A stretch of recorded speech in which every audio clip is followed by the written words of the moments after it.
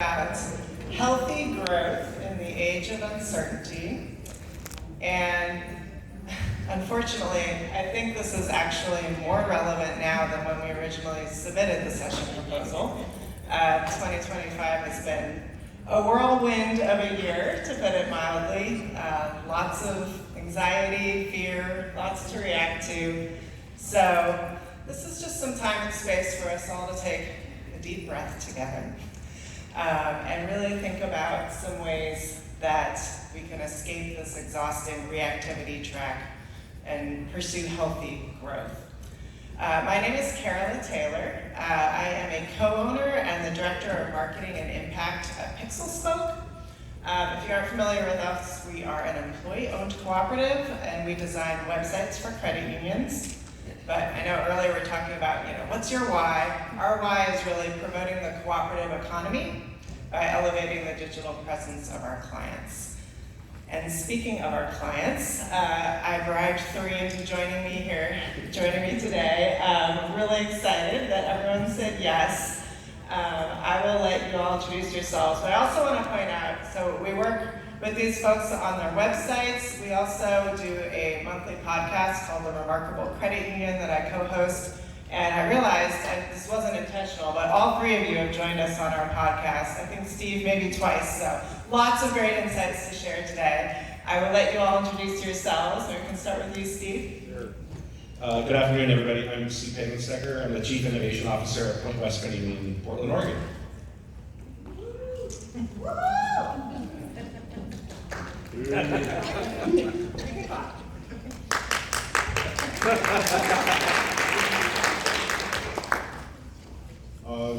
Good afternoon. My name is Jerome Emanuel. I'm the Chief Lending Officer at Alternatives Federal Credit Union, based out of Ithaca, New York.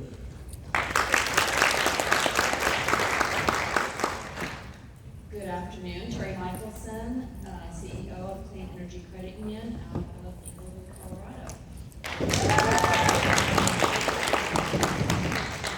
So we're going to hear from all of them in a minute. I'm just going to get you started here. And I do want to warn you that this is a superpower-themed presentation. And I know that's super corny. I got two kids at home, a lot of talk about superpowers in my house. And as you can see from this photo, my daughter's actually a real-life superhero. I still don't understand this photo. Our daycare provider took it, and I was like, how did she get that high? Why wasn't she hurt? She's actually 13 now. I'm no longer allowed to share photos of her, but she is still a force to be reckoned with. And I believe that each and every credit union in this room today is a force to be reckoned with. I really believe in the credit union movement. And the good news is we're not talking about reinventing the wheel. We're talking about leaning into superpowers that you already have at your disposal to pursue healthy growth. So I'm curious to hear from you, just this might be too easy a question to answer, but what is an uncertainty regarding your credit union that's just keeping you up at night right now? And I think people can try shouting out answers. We can see if we can hear you. Executive orders. All right. What did you say? Macroeconomy. NCUA. Delinquencies. The administration firing people. Yes. Anything? Recession? Hate. Hates? Yeah. Pulling back grant funding. Yeah, pulling back grant funding. Loss of tax exemption, maybe? The administration ignoring the judicial branch. Yes, we could probably go on all day, but thank you. Those are some excellent examples. Now it's time for a pop quiz. Do you guys know you're going to get quiz today? So, we actually do this pop quiz at the beginning of every board meeting we have at PixelSpoke. I have a cheat sheet here because I can never rattle all eight off. But I think of the co-op principles as sort of guiding North Stars, and they're particularly relevant during times of great challenge, when you're faced with making hard decisions. So PixelSpoke, between our core values and the co-op principles, they're kind of what we turn to when we're not sure what to do. So again, popcorn style, can anyone name one of the 8 cooperative principles? Autonomy and independence. Yes. Cooperation community. Concern for community, cooperation with cooperatives. Open and voluntary membership. Yep. Oh, Democratic member control. diversity, equity. Yep. So we got 2 more. Yes, voluntary and open membership. One more. Yes. Good job, you guys. You do better than me too. Yeah, this is wonderful. We're not going to talk about all 8 of these today, but I particularly would like to focus on concern for community, diversity, equity, inclusion, and cooperation among cooperatives. And this is the first superpower we're going to talk about is empathy. And I would say the good news is I've actually heard a lot about empathy lately in the credit union space. I feel like there's a broader understanding of what it is, and especially why it's good for business. You didn't hear a lot of talk about empathy in business, 10 years ago. The bad news is, as we kind of alluded to earlier, there is a lot of division, there is a lot of hatred, and I do worry that people might be becoming a little less empathetic in their day-to-day lives. So this is really to explore some ways to truly put empathy in practice at your credit union.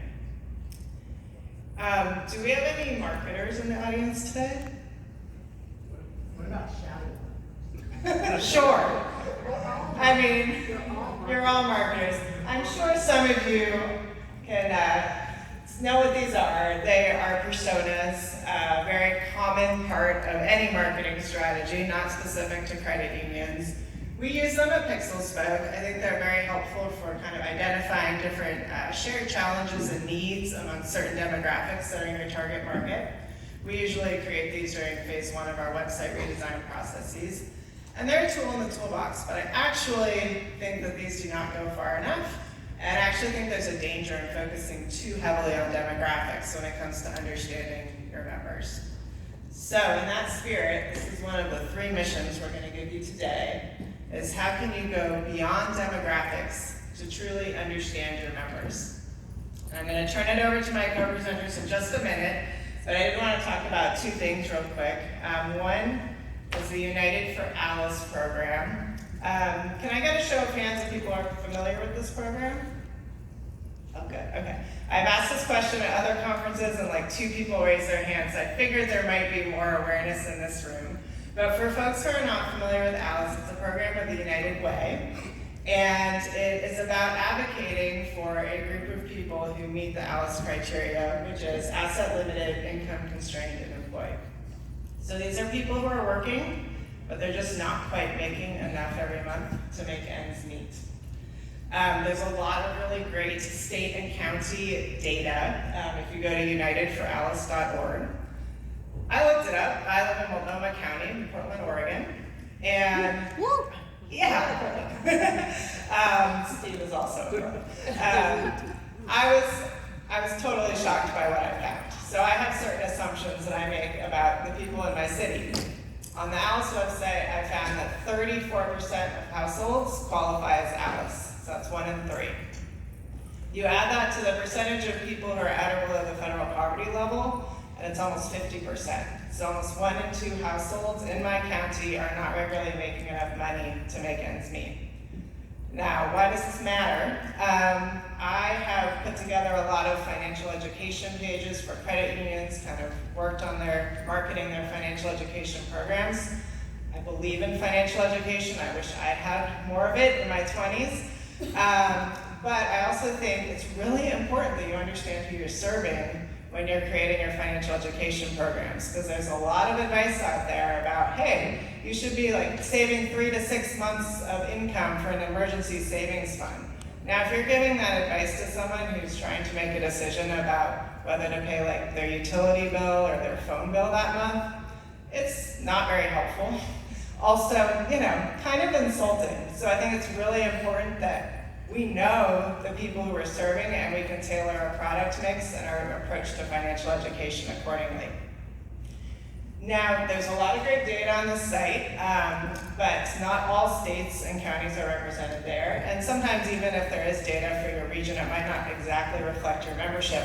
So how else can you assess the financial health of your members? One really easy way to get at that information is to ask your members. And I actually am surprised by how few credit unions on an ongoing basis directly ask their members about their financial health. We had one client who at the beginning of COVID sent out a survey, just because there were a lot of people facing new financial challenges, and they were expecting a couple hundred responses and they received 8,000.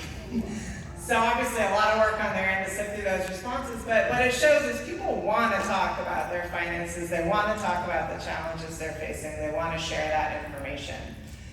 This is a screenshot from the Financial Health Network's FinScore Health Toolkit. It's recommended by the National Credit Union Foundation. I'm quite sure there might be other tools out there, but yeah, just knowing where your members are on this spectrum from healthy to vulnerable, or are they coping, can also really inform your product mix and how you approach financial education. So with that, I'm going to turn it over to you, Jerome. And some of you might recognize Jerome. This is his second session of the day, and I believe he's already talked about this product, so you might have already heard about it today, but it's so cool, we're going to talk about it again. When Jerome joined our podcast, it was mostly about their Fair Mortgage product, which stands for Finance Addressing Inequality and Racism, correct? Okay. And I think it's just one of the most unique products out there. And Jerome, I was just wondering, can you talk a bit about how you went about assessing the needs of your membership to create this product and sort of how it came to fruition? Yeah, usually after lunch, people are happier. I mean, the chicken was pretty good. I'm gonna stand up just because I can't see you all over there, but to answer your question, I had a lot of conversations with people in my community, and then my own personal journey of trying to be a homeowner. And I don't come from money. I grew up in a tenements, with a single mom. We just didn't have much, but as a kid, you don't know what that is. You don't have that concept of, well, we're poor. It's if somebody in the neighborhood got a new toy for Christmas, then the entire neighborhood got a new toy for Christmas. That's just kind of what it was. It was a sense of community, that just, we just didn't know. So by listening and talking to our members, and it's really just a matter of what was in the way, like why are people either getting denied or passed to, our housing counseling specialist? Why is my housing counseling specialist 3 months booked out of people looking to get into a house, but my mortgage manager is saying that there's not enough applications coming through the door? How does that happen? How does that work? So spending a lot of time having conversations with my housing counseling manager, I quickly determined that our housing counseling manager needs to be running our mortgage department. And that's what we did. So we really approached mortgages from a counseling perspective, and I think getting that kind of insight, combining that with my own personal experience and talking to the people in the community, what were the biggest things that are in their way? A lot of money down, huge down payments, PMI, all of those things that were just barriers. And then since I love loan policy, which I know you all do, everybody loves loan policy. Actually, I don't like loan policy. But just kind of combing through, through what's possible. The biggest lesson that I learned, I think, was right from the very beginning, which is we can do what we want. We just have to follow the rules. So I thought about that for a second, and I really took that in just to say, okay, so you mean to tell me that we can make a change We just haven't. And that's the case for a lot of people, right? There's a lot of people that are in that same boat, like we can make the change, you just haven't. Or you don't want to challenge the system. Well, I'll challenge every system because that's what I'm here for. I'm here to challenge the system. I'm here to push those limits. And, if you don't ask, you're not going to get it. Closed mouths don't get fed. So I'm going to ask for it. So, I pretty much just laid out a plan of, in my perfect world, here's what we would do, and here's how it would work. And really just kind of wrote it out that way so that, we create that accessibility to homeownership. And we started this pilot program called FAIR. I think it's a very relevant name, considering all the barriers, especially for people that look like me, redlining, Tulsa, civil rights, all that stuff. I'm not going to give you a history lesson that you already know, but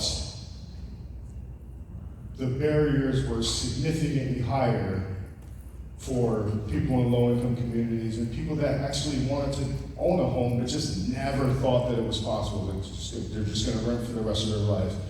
And I think one thing that I said on your podcast that was really drove home to me was somebody coming and basically saying that, my bank/credit union said that I can't afford to buy a house for $1,400 a month, so I'm going to go out and get a rental for $1,800 a month.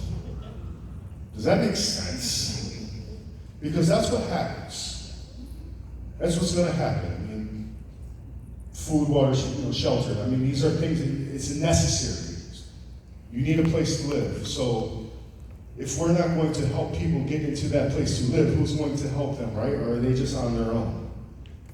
And I think at CDFI, that's kind of what our mission is supposed to be, is to help those that need a little bit of help.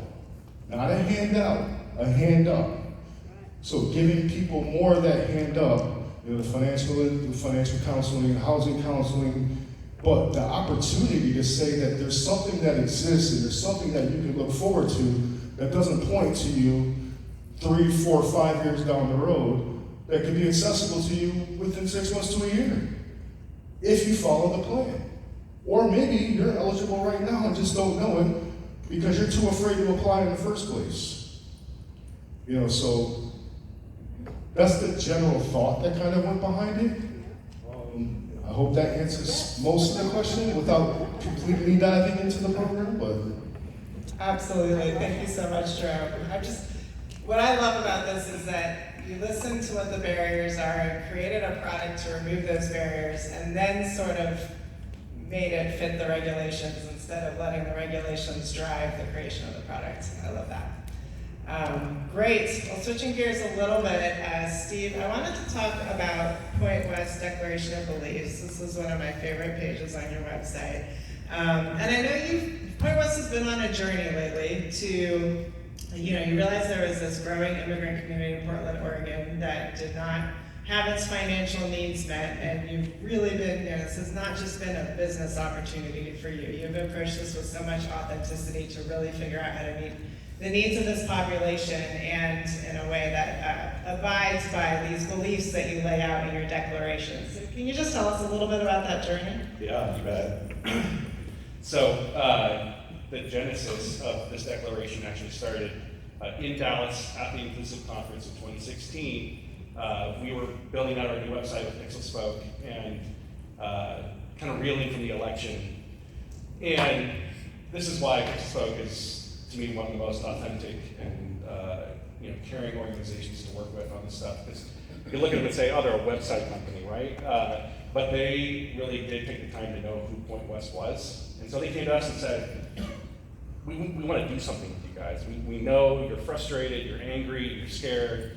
What can we do together as we're getting ready to roll out this new website? What can we do? And so we came up with this idea of putting together this declaration of beliefs. The first draft was written entirely by Pixel Spoke. And they came to us and said, what do you guys think about this? And we worked on that together. Cameron McDill, who was the CEO at the time, he and Alejandra Saliba, who's here, they sat in the lobby in Dallas and translated the whole thing into Spanish for us, and we posted it while we were at the Inclusive Conference in 2016. And the person who's now going to be our board chair, who was formerly, was also an employee at Point West, he had been at another credit union. He texted me while we were going to the consulate in Dallas to say, I don't know what you guys are doing there, but I have to come work for you because I've not seen an organization willing to put something like this out there before. So if you guys haven't seen it, please go to our website, pointwestcu.com. And this is our guiding light. This is what we really came down to was if we're going to work with underserved communities, if we're going to work with immigrants, if we're going to work with undocumented people, it's not enough to say, come use us for financial services. If they're at risk, we're all at risk. If they are our community, then we need to be there for when things are hard. And so we really started this journey of saying, look, it doesn't matter what your citizenship status is. It doesn't matter what your income is. You're a citizen of this organization. You are a citizen of Point West. And that has really kind of carried us forward, this idea of banking our beliefs and banking without borders, right? And it feels, unfortunately, more relevant today than it did even in 2016, because as we're all aware, our immigrant community is severely under attack. There's a fundamental misunderstanding of what immigrants bring to this country, what value they provide to our communities, to our families, to our economy, and it's scary. And it's not scary for someone who looks like me, right? But I feel for my community. I feel for our staff, for our members and their families, because we really try and bring people into Point West that are part of our community, right? We want our members to see themselves reflected in our staff. And so we know this is really hard. And so it's, at a time when, I serve on a nonprofit board, they receive money from the SBA. Their mission is to serve underserved small businesses, right? Women and minority-owned businesses. And they got a letter from the SBA telling them, scrub your site and your mission of DEI or we're pulling your funds. They made the hard decision to change their site, change their mission. They had staff members that are people of color, trans, immigrants. How do you think that makes them feel, right? But I can also understand they're hoping that they can keep doing good with that money, right? Keep helping those communities, even if it means they have to change their website for a year or two. I keep talking about this idea of weather versus climate, right? I'm really hoping we're just in a really shitty storm right now. And that long term, we will find our way back to clear, sunnier skies. You have to have hope.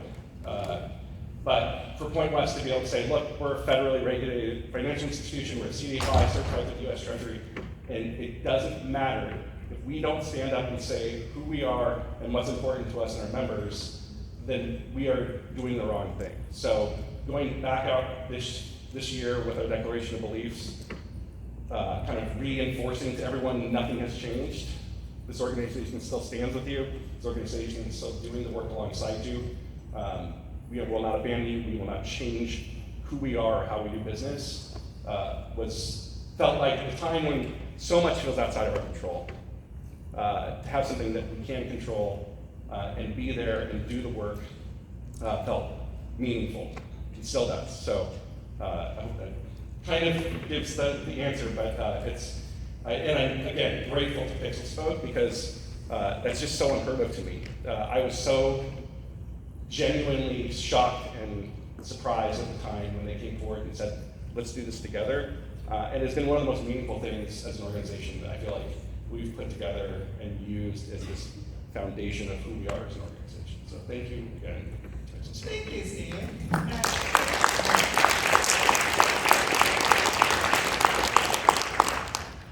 And I was not at Pixel Spoke in 2016. I did not know that full story. It's even better than I thought it'd be. And yes, we could do a whole separate session on DEI backlash, but our president, Dave Druin, has an article in CU Insight this week. Check it out, but it's why we're still speaking up about DEI and why your credit union should too. And we understand lots of considerations, really challenging times, but I love the loud and proud stance that Point West is taking. Great, we'll turn it over to you, Terry. I was hoping you could talk a bit about this Clean Energy for All program. I know that, yes, especially historically speaking, I feel like environmental movements and clean energy sort of has an elitist reputation maybe, but so many of your products, there's so much interest from lower income populations, so take it away. All right, well, thank you. Wow, what a great panel we have here today. This is it's a good time to be around people that really care. I don't know if you guys. Hello? Yes. You can just get a little closer. I've been working in credit unions for 40 years this year. It's been a long, long journey. I come from New Mexico, and I have served along underserved populations in our land of enchantment, understanding the needs of my own community and bringing that back into the credit union. You know, I feel that along with helping underserved populations, I came to the credit union. We started in 2017. I took, a position in 2016, and I got to do something I never thought I would do, is start a financial institution. It's not for someone who doesn't like to work a lot, because it was the hardest job I've ever done in my life. And I've gotten paid probably the least I've ever gotten paid in my life, but that's okay at the beginning. We're doing really well. We are spreading clean energy adoption around the country, helping other credit unions to get into that type of lending. And we got to start out knowing that we want to protect our environment. We don't draw the line in the sand, we draw it in the cement. So when you come work for Clean Energy Credit Union, we're gonna talk to you about the climate. We're gonna talk to you about the environment.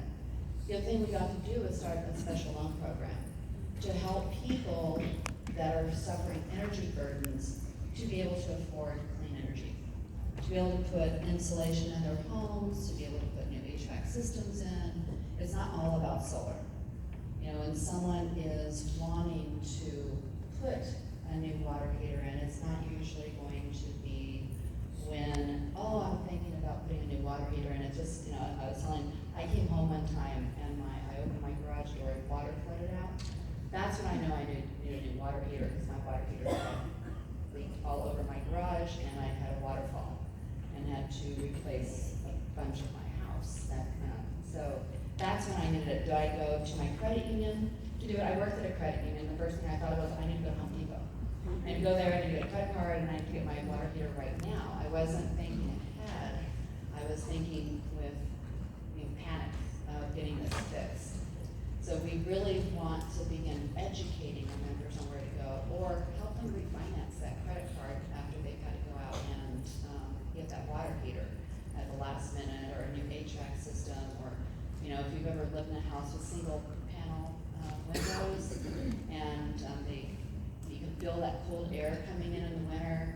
It's really nice when you can seal that up, and that difference is just very, very helpful to our members in many communities. So we started a program, and we found some people who wanted to help us get this out and offer lower rates so they can afford this type of clean energy, or a more energy investment into their homes. And that's been something that we put on, and we do offer it to people who are LMI and those who are BIPOC.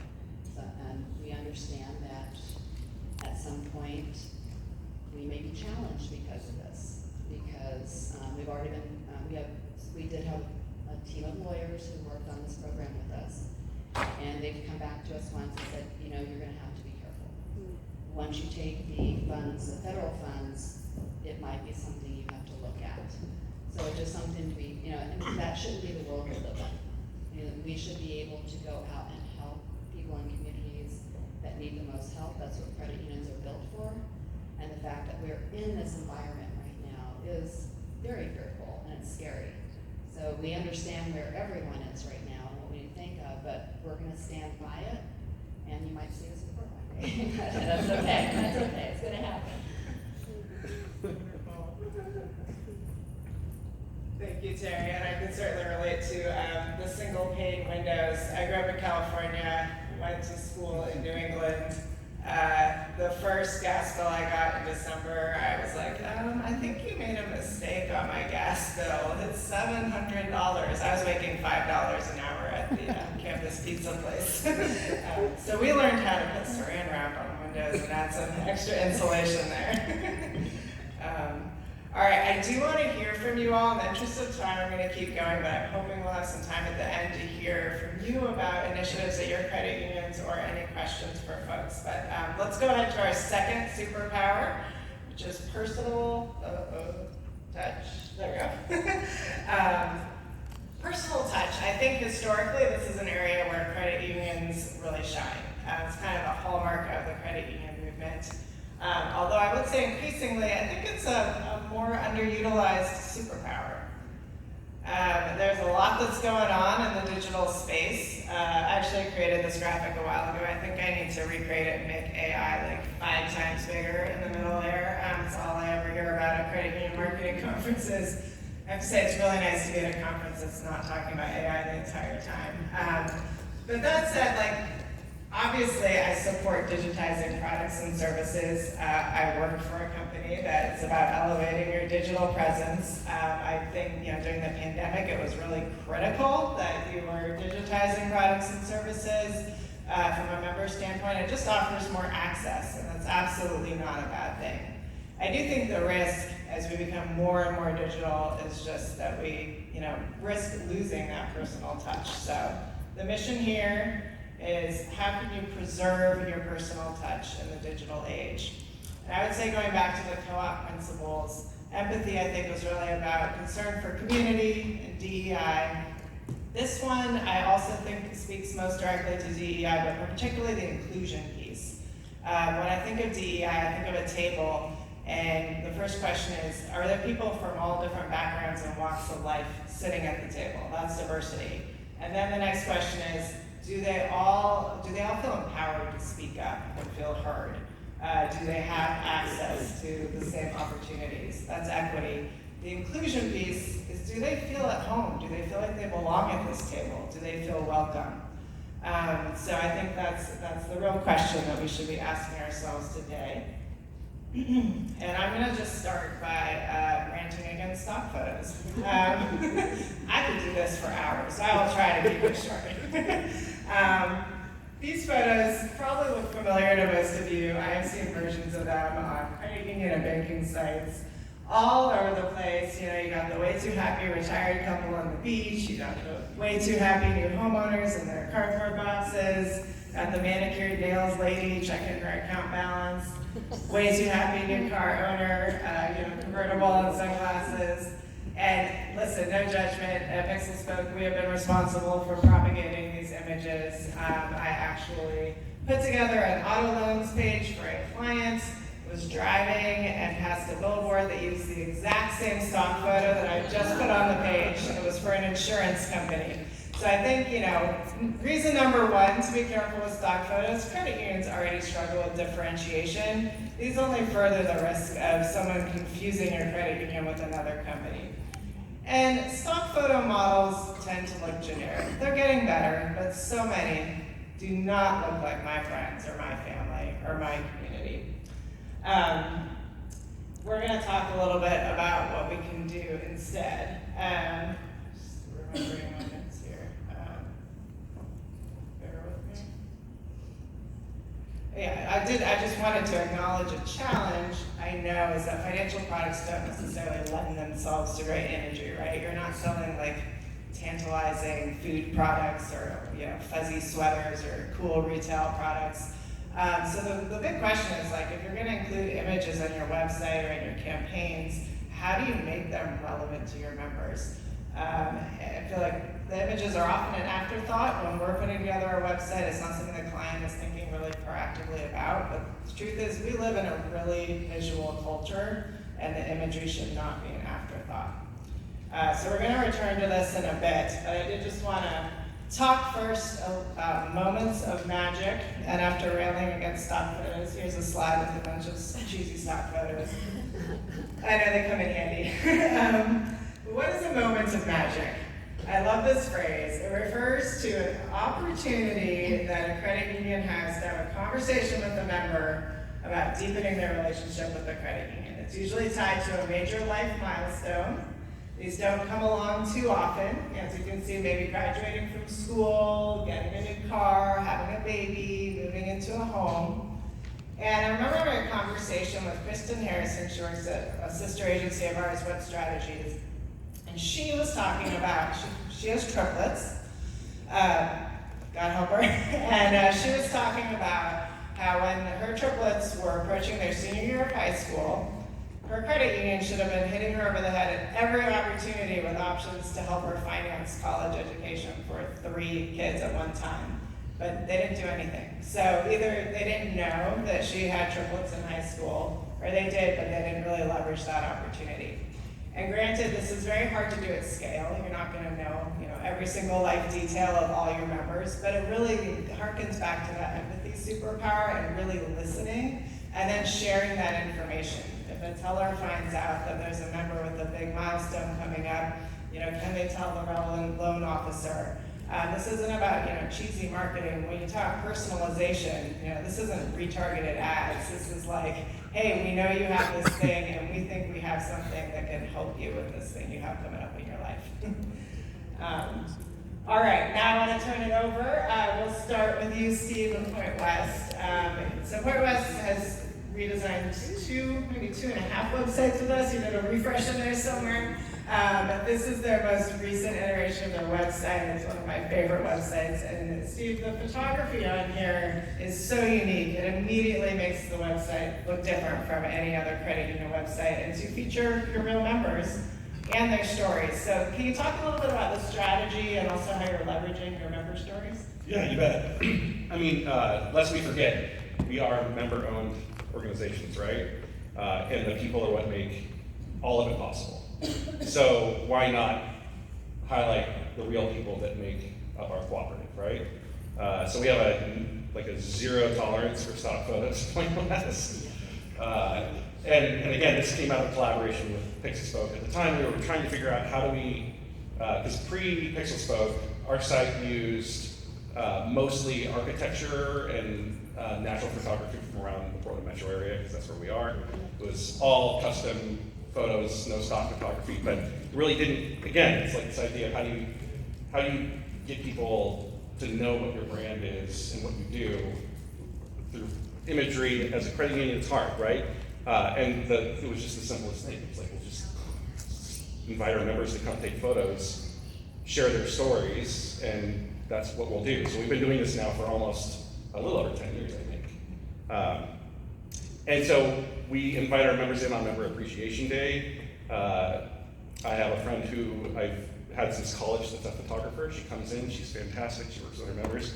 Mary Navarrete, our Director of Community Impact, shows up and bends people's elbows and ears to get into the photos. We just give him food. We just give them food, yes, yeah. And then what we're doing now with some of these stories is taking it to the next level. So we have kind of different tiers, right? If people want to just come in and be like, yeah, I'm super proud to be a Point West member, I'm gonna take a picture with my dog or my kid, that's awesome, right?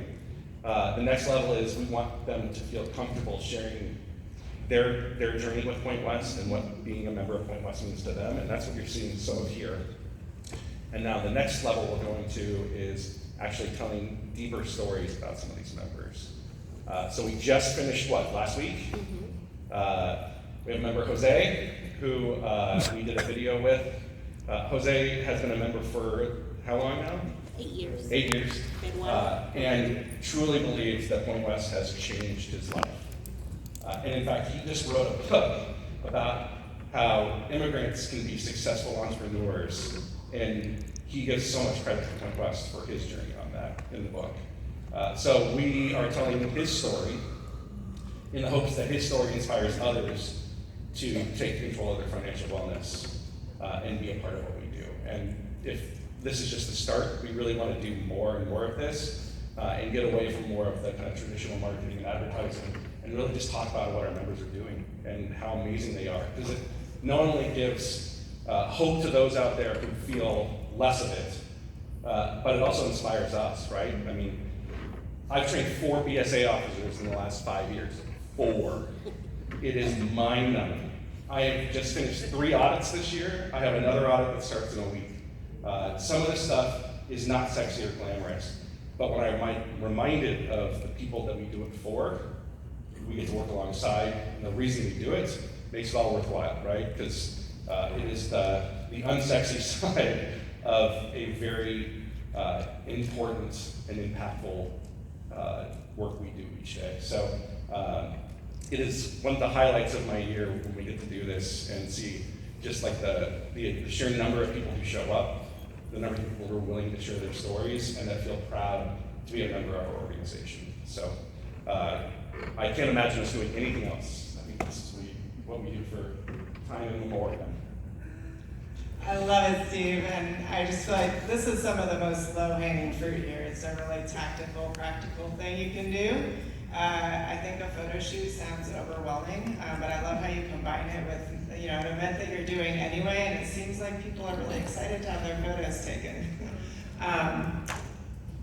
Clean Energy Credit Union also has some pretty amazing number photography on its site. But you have a slightly different strategy, Terry, because you're online only, so you don't really have, a central physical location you can gather people. So can you talk a bit about what you did to get these photos? Sure. Well, we took a little bit of a different approach. We have these really nice t-shirts that we give out if we have our members that have had loans with us. We're like, hey, we'd really like to hear about your project. How did it go? Show it off. And so we ask them to send us pictures. Well, we don't ask them all the time to climb on the top of the roof with their children. So some of these photos that we get, they have actually hired drones to come out, and they're so excited to show them off. I'm like, they have their kids up on top of their roof and they're taking these pictures. I don't know if we're liable or not for those, but they're very, very excited to take pictures for us. These are all our members here, and we get at least about 10 to 15 pictures a month that we're getting in, and we like to show them in our newsletters. Some are better than others. The water heaters aren't quite as sexy as geothermal systems. Those are really hard to take pictures in front of, except for the big trench in your backyard.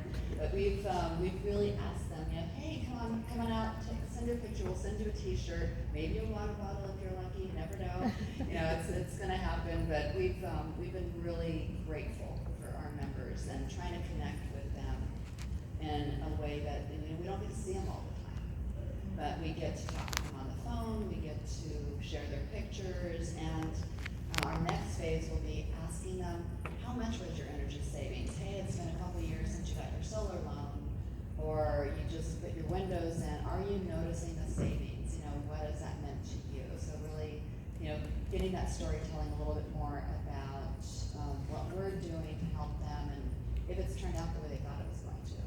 Both good and bad. It's really nice to hear. And they like to tell their stories. Yeah, I think one big takeaway here is that when you ask members for their stories or about the financial health, they want to talk. So talk to them. Switching gears a little bit, Jerome, when you were on our podcast, you mentioned this gift basket. This is a stock photo. I don't know if your gift basket looks anything like this. Might be a little elaborate. But you sent this to new homeowners. And it reminded me, I had a conversation with George Hoffheimer, who's joined our podcast. He's a former EVP at Filene, and he had a great quote. I'm going to paraphrase, but he talked about, how many of you in this room are homeowners? Okay, quite a few. Me too. And it is a process to get a house. You have to find a house. You have to find a house you can actually afford, which is harder and harder these days. You have to find an institution to help you finance it. Got to go through the whole loan process, sign a million things, and then he talks about how you finally move into your home and it's this cause for celebration, and the first thing you hear from your credit union is, oh yeah, your mortgage is due, and oh yeah, it's due for the next 30 years. So I just feel like this is a wonderful little moment of delight that you can offer your members who have been on this journey with you. And Jerome, can you tell us a little more about how you approach it? Yeah, for sure. That's definitely not what our basket looks like. There may or may not be alcohol in our basket. A bottle of wine, I think, is appropriate usually. It's interesting because it's not something that we had done before, and you're right, like, that's typically like the first thing that you hear from your credit union is, you know, when your bill's due, or, you know, the first news that you get is that letter in the mail that says, okay, you know, here's your copies of 9,000 pieces of paper that you just got done signing. But we don't just give them gift baskets. We go to their homes to deliver the gift baskets. And it's not a service, it's our loan officers that are doing that. So they can see why they're doing it. Not just hear it, not read it in a report. I think so much, because I picked up a couple of things that you were saying, like empathy and things like that. So much of what we do at a credit union, I mean, you know, I don't come from the credit union world. I haven't been in the business for 40 years. I've been in the business for 5. You know, but so much of what we do, we get lost in that day to day.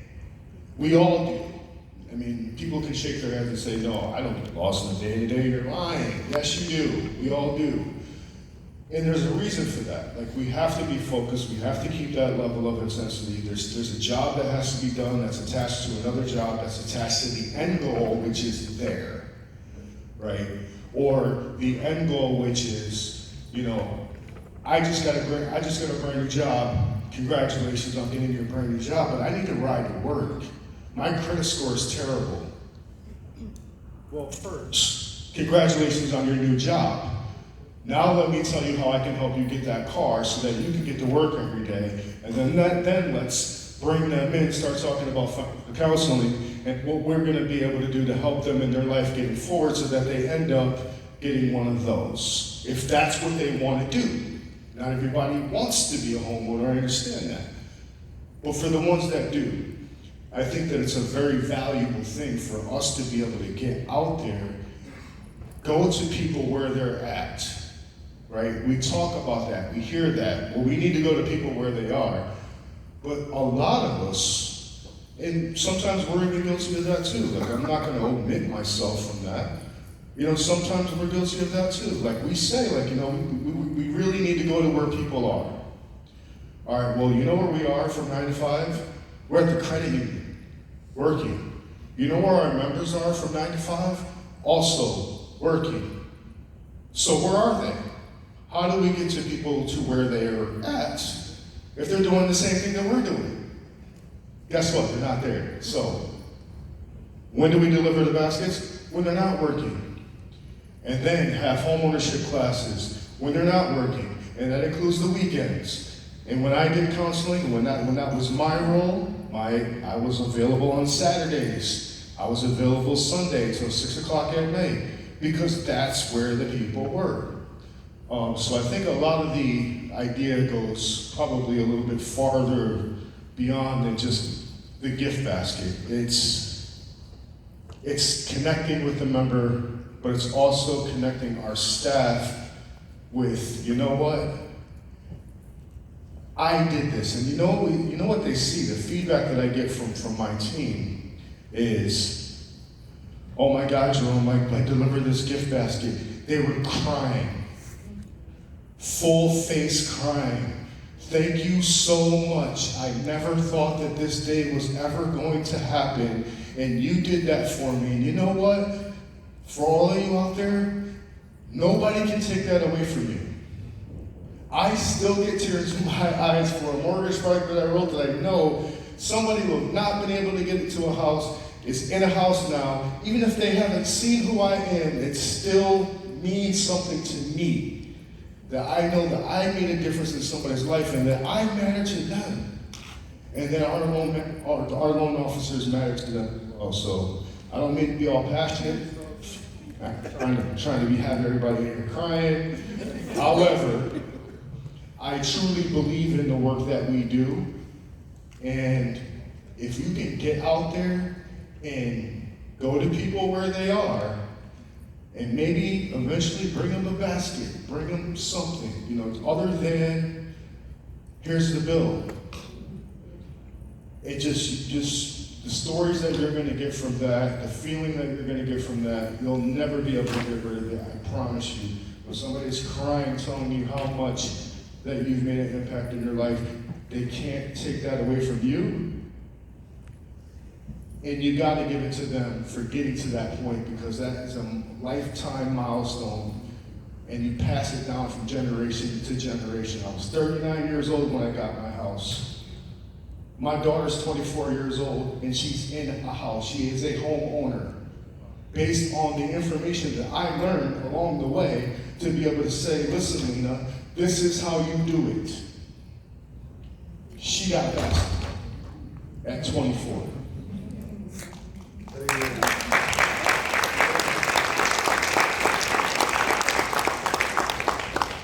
you, Jerome.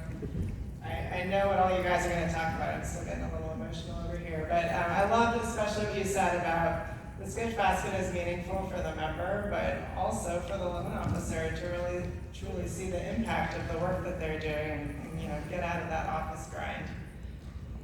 All right, last up, last superpower we're gonna talk about today is cooperation. And of course, cooperation is embedded into the ownership structure of credit unions, right? And there's a lot of cooperating you're doing simply by virtue of being a credit union, which is one of many reasons I love the movement. But I think there are some unexplored ways that we could be exercising this superpower. And I'm gonna share another cheesy stock photo, the big check photo.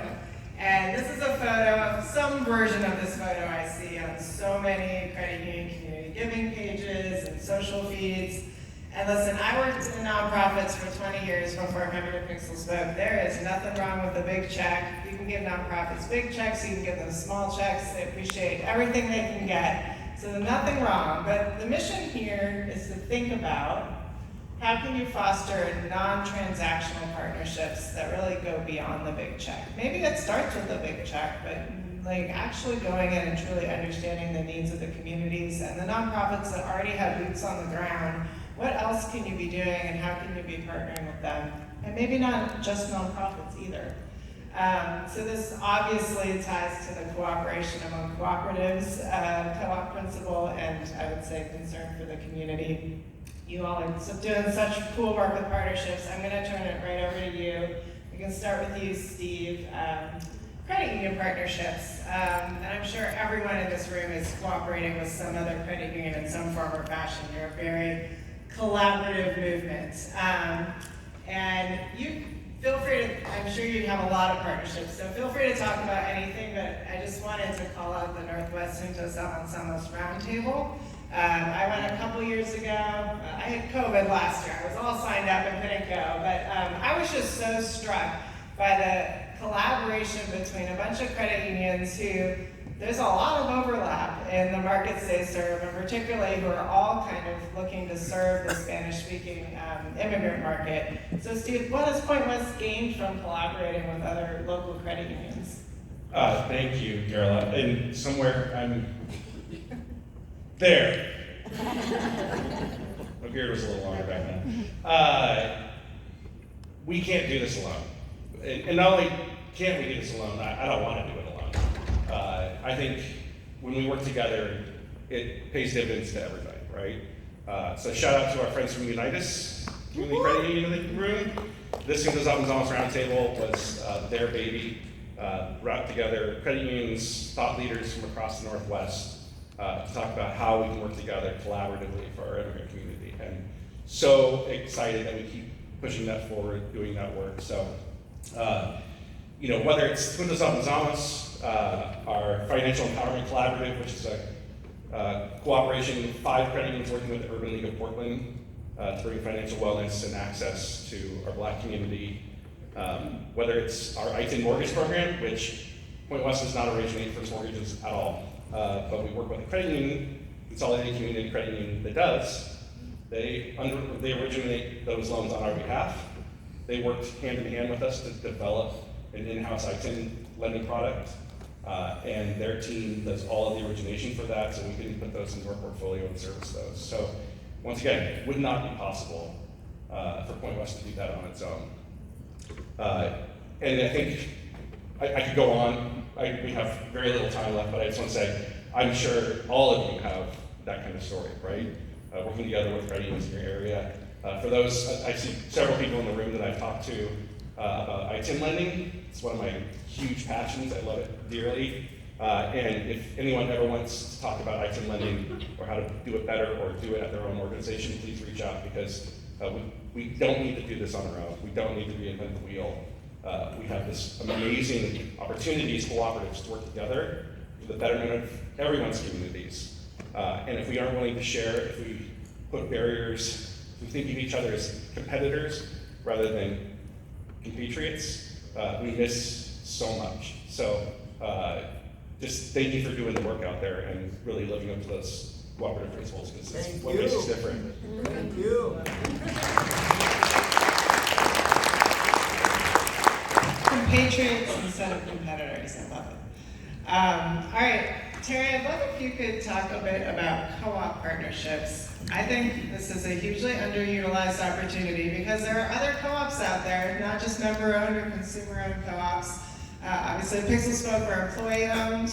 There's purchaser co-ops, and I just think the playing field is wide open for how you can work with other co-ops in your community.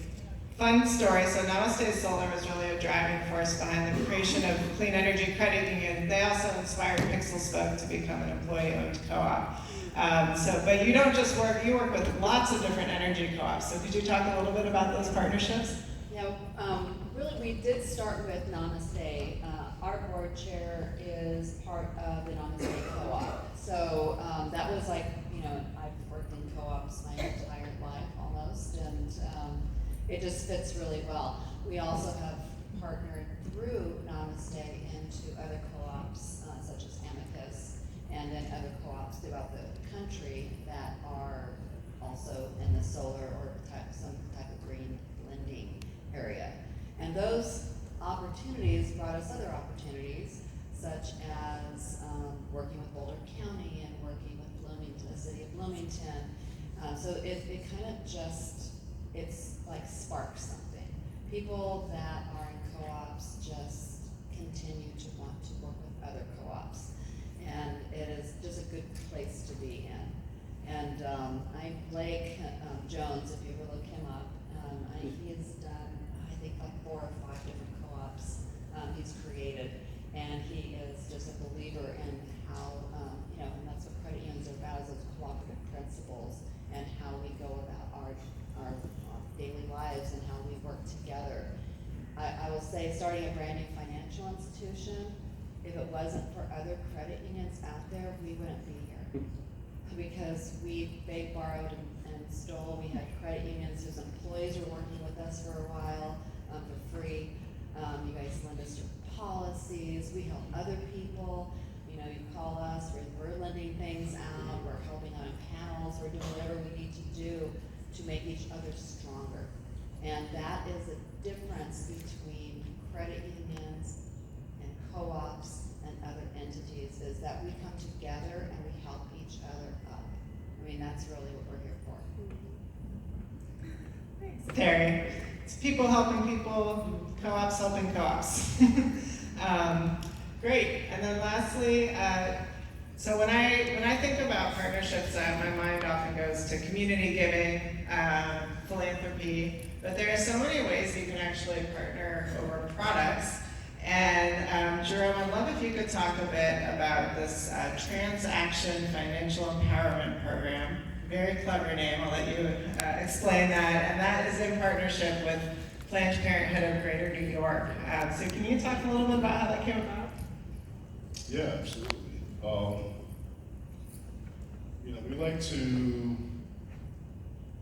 I like to be on the forefront of innovation. Yeah, I think our credit union really does like to be on the forefront of innovation. And, we're very much, we're very much supportive of our membership. So, we have members of all different kinds. I mean, we're the epitome of diversity as far as the membership goes.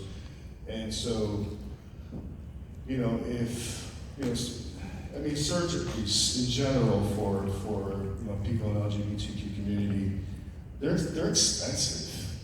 I mean, I don't know if you really have seen how expensive it is to have those types of surgeries, but they're quite expensive. And so we created this product, particularly for our membership that is going through that process.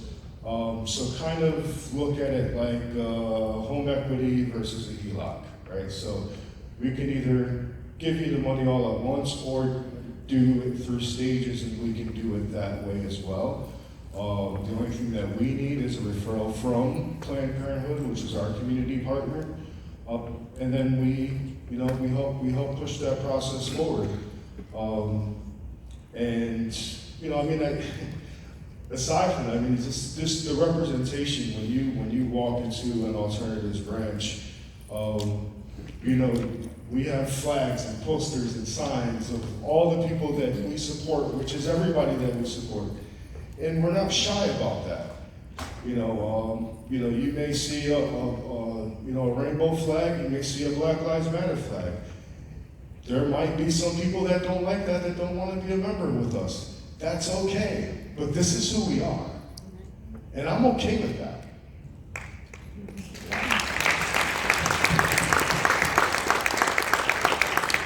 So having products that specifically fit what our mission is, like our mission is not a hypothetical mission, it's a real thing. We believe in what we're trying to do. We actively go out and try to do and find more things to do that we can do, and stay on kind of that cutting edge of innovation. And we constantly are looking for gaps and where we're needed in the community to try to fill those gaps. You know, and that goes along with pretty much everything, right? Like I know this is a little bit of a sidebar, 2 seconds here. So we talk about, you know, I'm pretty big into economic development and entrepreneurship. And when it comes to entrepreneurship, I always say that there's 2 types of entrepreneurs, right? There's an entrepreneur that does something very well, and they want to do it for a living. Or there's entrepreneurs that can look into a community, see what's missing, and create it. I want to be both. I want to do what we do really well, and I want to find what's missing and create it. And I think that that's my goal, that's my mission. My mission just happens to align with my credit union, which I love. It means I'll be here a long time until they get rid of me.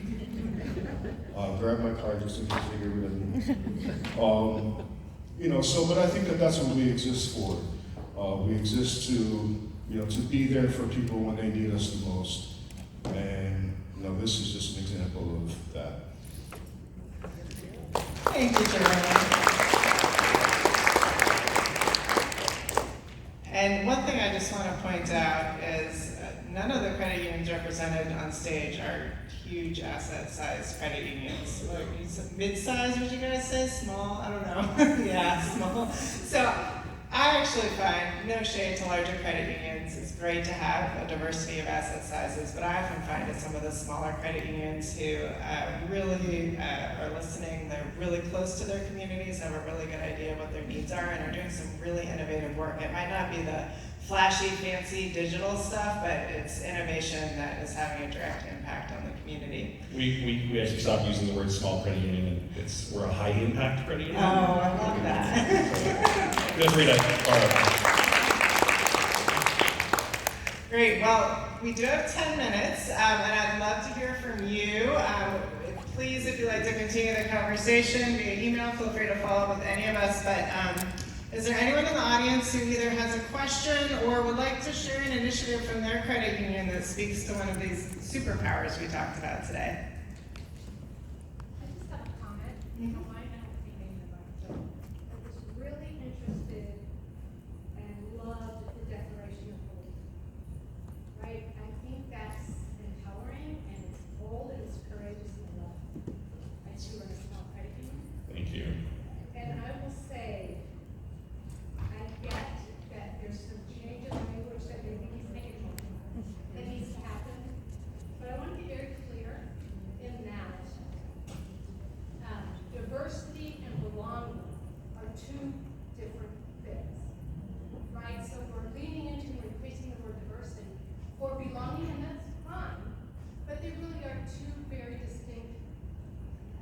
words with different meanings. So I just want to make a comment about trying to be true to that without watering down, if you will. Keep the belonging, that's important, but it's not diversity. That's just my take.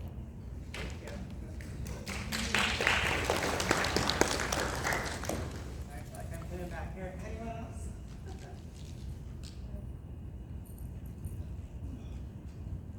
Do you recommend stock photos? Yes. Yes. All over. Even Like for- just product pages just full of stock photos. You don't even have to explain the For the product. executive team? Yes, Yeah. absolutely. Yes. Just along the lines of the cooperative, I'm with a credit union in Michigan, and, there's 10 credit unions in our kind of area, city area. And our CEO noticed that we were all at all the same events, all the time. So, we came together and, created impact centers. And we try to focus on children and giving them, experiences that they may not be able to have due to financial constraints or, ways to get leases. So we try to do 4, events every year, and we all come together and share our ideas. So I think I don't know, I haven't really heard of that before. I think it's kind of unique, but I love it. You know, we have a free day we have a zoo. And so we, you know, provide the money to the zoo so that it can be a free event one Saturday in August. And it's like $8 a person to get in, so that's, you know, we've seen people bring birthday parties there, you know, like their children's birthday party they have there that day. So, you know, that's just one of the things that we've done, but, I just like the cooperative spirit of the credit unions together. Absolutely. Thank you for sharing. You get a whole bunch of high impact credit unions together and impact even higher. Anyone else have a question or a story they want to share? I know most of you heard me this morning talk about our focus should be our members, and I'm in Phoenix, Arizona. You may have heard talk, just a little. And so we do energy lending. I have lots of great conversations with Terry. And so this year, there's gonna, you know, we all know what's impending here at the end of May. We know our members, some of our members are gonna be in more trouble than others, okay? So we've been thinking about doing 2 things. The first thing is that we're gonna be buying some of those portable air conditioning, those tall tower things you get at Home Depot, ones that, you know, you vent out the window or something like that. Because we've had experience with members who go without because they can't afford to get the new air conditioner or they need to save up some more money. Many of the cities in Phoenix will, or in the metro area, will have programs to give members these kind or potential customers this thing. But the city wants to go into their homes to make sure it's properly vented. We have members where maybe that's not okay, so we give the units back. So we had this idea, we've had that happen with a couple members, that we would actually, you know, lease them out for $10 a month to do that. So meeting a member needs. And the other thing that we've been thinking about is perhaps a little food pantry of basic needs in our lobbies. As a safe zone to be able to do that. And all of our members, you know, may need this. And it's weird to say, putting a food pantry in a lobby, but that might be something in your area that might be needed. So this was wonderful to think outside the box, and I think we need to maybe think even more outside the box to help our members get through this, because we will get through this, and we will make sure that our members' needs are served. Can I say that real quick? We also do food pantry, but we also have an internal in our team members. Yeah. Might be, right? So Right. sometimes it starts at home. Yeah. So all of our branches have, and That's great. not just food, but also lots of staff can take with dignity and not feel some sort of way. I didn't have time to talk about it today, but I would encourage you to visit Alternatives Federal Credit Union website, specifically their living wage study. They partner to do a living wage study to make sure that all their employees are earning a living wage. It's surprising to me when there's all this talk about financial wellness and credit unions aren't paying all their employees enough to be financially well. You might have employees who are Alice, right? So definitely some other food for thought. Let's see, we have 3 minutes. I think we have time for one more question or story if anyone wants to share. Yes, Yeah. very quickly. Thank you for sharing the fact that we have to be where the members are. That's extremely important. It's so nice when you see the faces of people that you're just giving them the good news or some news. That doesn't pay anything, so thank you. Thank you for sharing that.